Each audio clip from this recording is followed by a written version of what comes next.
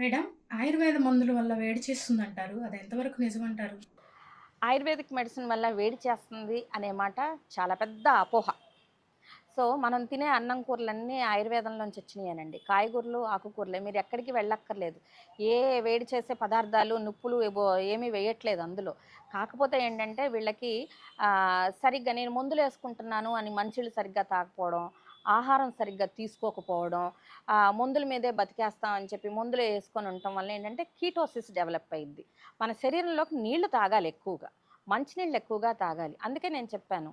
వైద్యుని సంప్రదించకుండా ఎవరు ఏ మందులు ఏ సిద్ధాంతంలో కూడాని ఆయుర్వేదం కానివ్వండి, అలోపతి కానివ్వండి, హోమియోపతి కానివ్వండి, డాక్టర్ పర్మిషన్ లేకుండా ఏ మందులు వేసుకోవద్దు. ఇప్పుడు మా దగ్గరే మందులున్నాయి. ఇందాక నేను మీకు చెప్పాను ఆరోగ్యవర్ధిని వట్టి అనేది. అది ఎంచక్కా మంచినీళ్ళతో వేసుకోవచ్చు. అట్లనే పునర్నవాది మండురం అనే మందుంది. అది మజ్జిగతో వేసుకోమని చెప్తాం.